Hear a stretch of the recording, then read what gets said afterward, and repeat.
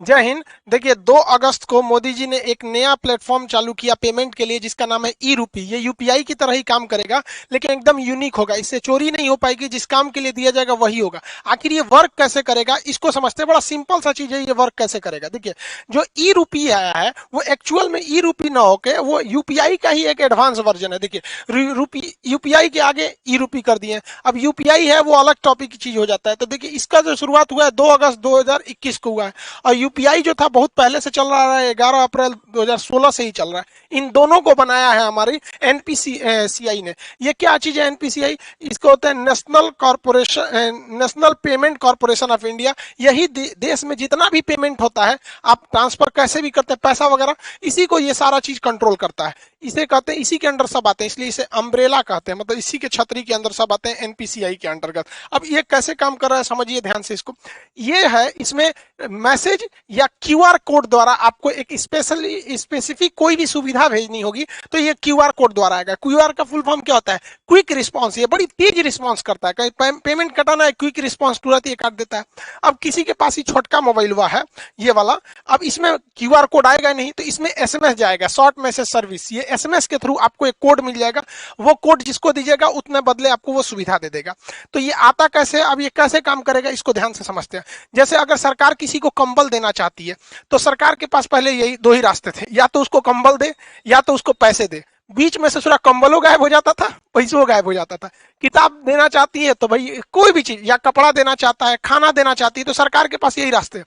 अगर सरकार खाना देगी तो कई तरह से घोटाला, लोग खाने का पैसा मार जाएंगे या खाने की क्वालिटी गिरा देंगे। अभी सरकार ने कहा था मास्क बांटने के लिए 20 रुपया की जगह पे 2 रुपया वाला मास्क बांट दिया था, 50 रुपया मास्क बोला था तो 2 रुपया वाला बांट दिया था। अलग अलग चीज में सरकार पहले देना कुछ चाहती है, वहां तक पहुंच नहीं पाता है। तो इसको ये पूरी तरह से खत्म कर देगा, क्योंकि ये स्पेसिफिक जिस पर्पज के लिए दिया जाएगा आप वही काम यूज ही कर सकते हैं, और जिसे दिया जाएगा वही यूज कर पाएगा। कैसे करेगा इसको समझिए। जैसे मान के चलिए ये एक किसान है भाई साहब, इनको, ये एक पर्सन है, इनको किस यूज के लिए सरकार पैसा देगी? सरकार ने इन्हें 1000 रुपया देना चाहती है कि आप जाके फर्टिलाइजर यूरिया वगैरह खरीद लीजिएगा। तो अगर इनको कैश पैसा दिया जाता तो कोई गारंटी नहीं थी कि वो यूरिया खरीदते कि कुछ और खरीद लेते। तो अब सरकार क्या करेगी, इनके मोबाइल पर 1000 रुपए का एक क्यूआर कोड भेज देगी। अब ये किसान सोचेंगे कि मान के चलिए, सोचा कि एक काम करते हैं, 1000 का यूरिया की जगह पे ना दारू खरीद लेते हैं शराब के दुकान पे।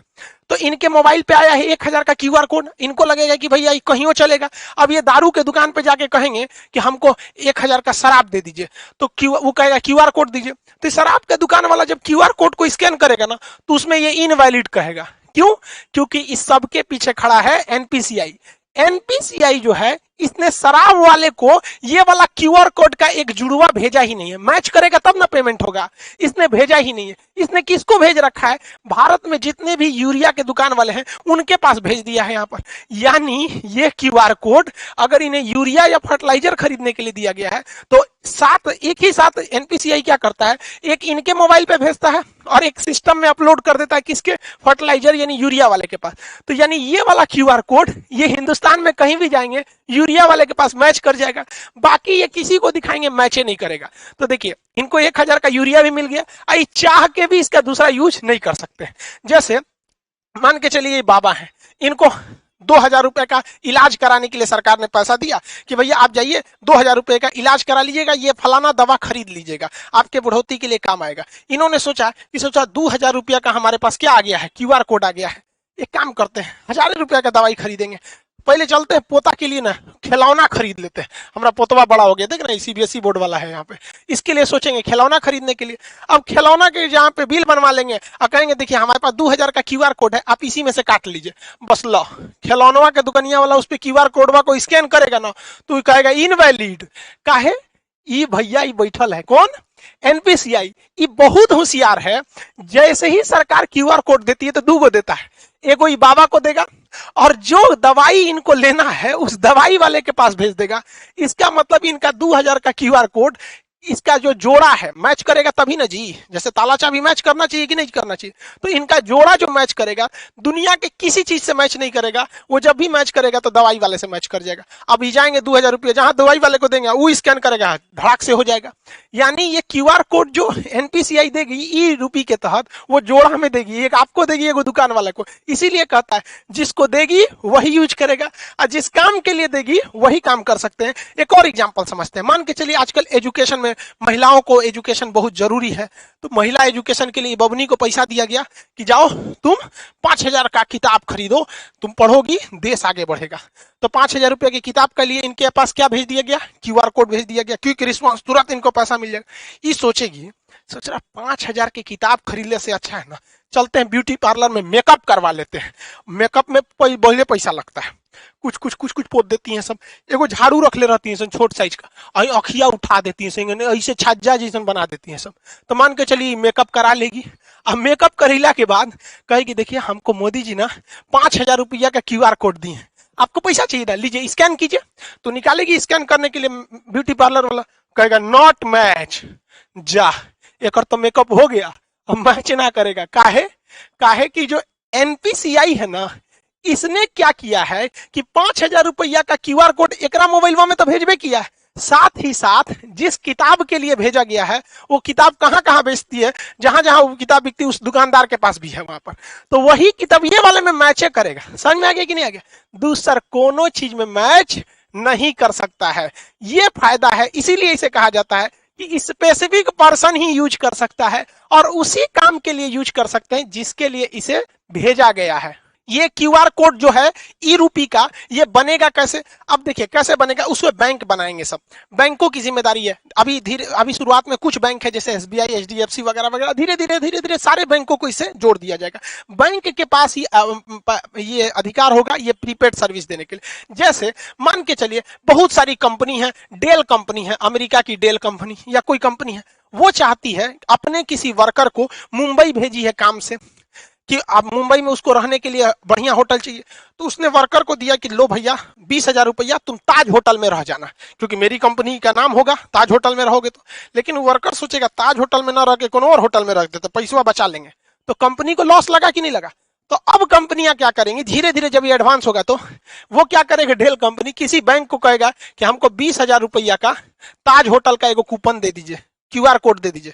तो ये 20,000 का देगा तो कुछ अपना चार्ज भी लेगा, 20,000 का देगा तो। अब बताइए ये आदमी जो कंपनी थी या सरकार थी उसने कूपन बनाने को दिया, तो ये बैंक किसको रिक्वेस्ट भेजेगा, एनपीसीआई को। ये 1 सेकंड के अंदर अंदर इसको कोड बना के दे देगा।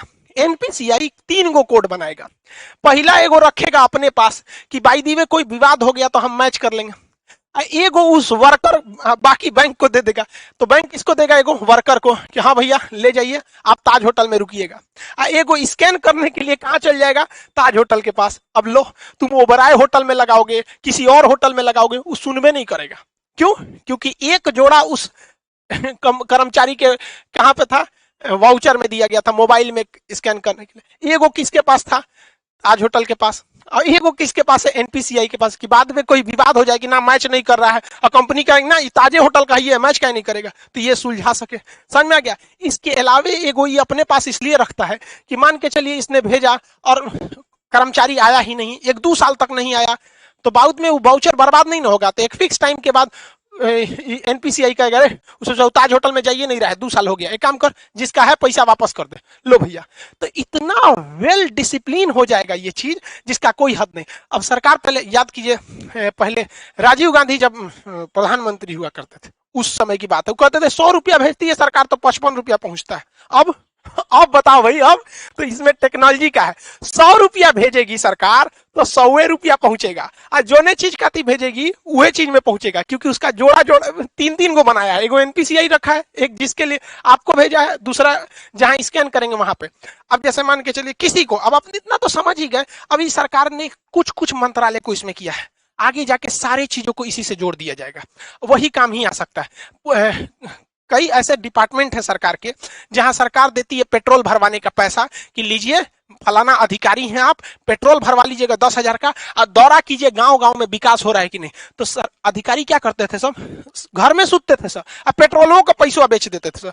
अब सरकार ये ना करेगी, अब सरकार उनको 10,000 रुपया का पेट्रोल ना देगी, 10,000 रुपया का QR कोड देगी। लो बउआ तू 10,000 का QR कोड लो, और भारत के पेट्रोल पंप को भी वो QR कोड सेम दे देगी कि हमारा अधिकारी जहां आएगा पेट्रोल भरवाएगा, QR कोड दिखाए दे देना।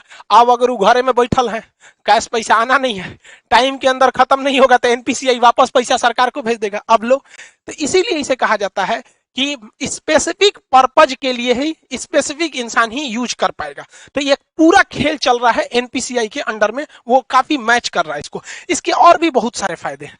पहला कि इसके लिए किसी भी तरह के नेट की जरूरत नहीं है, आपको जरूरत नहीं है, जो पैसा काटेगा उसको जरूरत है। अब मेरे पास QR कोड आ गया है, तो हमको क्या जरूरत है नेट कोड का, जो पैसा काटना है, जो दुकानदार है उसके पास रहना चाहिए, पर्सन के पास नहीं रहना चाहिए। इसके लिए किसी एप्लीकेशन की जरूरत नहीं है। पहले आप पेमेंट पैसा देते थे UPI के थ्रू या किसी के थ्रू, तो आपको कोई ना कोई, चाहे गूगल पे रखिए, पेटीएम रखिए, भीम रखिए, फोन पे रखिए, अब बड़ी ज्यादा था ससुरा पेमेंट ऐप, तो कोई ना कोई एप्लीकेशन की जरूरत है। ऐसा कोई अभी एप्लीकेशन की जरूरत नहीं है, आपके मोबाइल पे QR कोड आ जाएगा, रजिस्टर मोबाइल। दूसरा, इसमें किसी भी तरह के रजिस्ट्रेशन की जरूरत नहीं है। अभी क्या है, कोई मोबाइल से करना चाहता है तो फोन पे डाउनलोड कर लेगा, ले ससुरा KYC नहीं है, रजिस्ट्रेशन नहीं है, 20 गो झमेला है। इसमें कोई रजिस्ट्रेशन की जरूरत, कोई लिमिट भी नहीं है, कितना का QR कोड बनाना है, कितना, कोई दिक्कत नहीं है। अभी ये शुरुआती फेज में, आने वाले 4-5 साल बाद ये बहुत ही ज्यादा बढ़ जाएगा। एक वक्त था, आज से 10 साल पहले लोग ATM यूज करने नहीं जाते थे। एगो बैंक का ATM था ससुरा, कौन बैंक का था, ICICI का था कि HDFC का, उसमें हम आज से 10-12 साल पहले ATM का कड़वा लगाए थे, तो अंदर लेके चल गया था, धक धक करने लगा था, सोचा हमारा कड़वा अंदर ले गया, देगा कि नहीं देगा। लेकिन आज देखिए ATM कितना फेमिलियर हो चुका है, तो धीरे धीरे ये भी काफी फेमिलियर हो जाएगा। अब आप समझ गए कि ये स्पेसिफिक काम में ही इसे यूज किया जा सकता है। आने वाले वक्त में सारे लोग अब ऐसे ही करेंगे। जैसे कोरोना में किसी को आपको खाना देना है, तो एक काम कीजिए, आपको मान के चलिए दिल्ली के लोगों को खाना देना है, तो आप क्या कीजिए, 1000 QR कोड बना लीजिए, और उस QR कोड का एक कॉपी तो NPCI के पास रहेगा, आपको दुइये को ना मिलेगा। तो आप क्या कीजिए, उस 1000 QR कोड को दिल्ली के होटल को दे दीजिए, और बाकी बचा को 1000 जनता को दे दीजिए। तो वो QR कोड कहां जाएगा, होटल में, खइबे करेंगे, बाकी तो पैसा मिलेगा नहीं। तो जिस काम में जाएंगे अब पैसा वहीं यूज होगा। बहुत बहुत धन्य है भैया ये टेक्नोलॉजी जो आया। अगर ये टेक्नोलॉजी नहीं रहता, नेट इतना नहीं रहता, तो बहुत ये सब चीज बहुत मुश्किल थी। और एक तरह से अगर आप देखेंगे ना, तो डिजिटल इंडिया का यही फायदा है। और डिजिटल इंडिया को सफल बनाने में सबसे ज्यादा अगर कोई योगदान है तो जियो ने, जो शुरुआत में फ्री दिया, लोगों को इतना ना आदत दिला दिया कि लोग अब डिजिटल हो गए।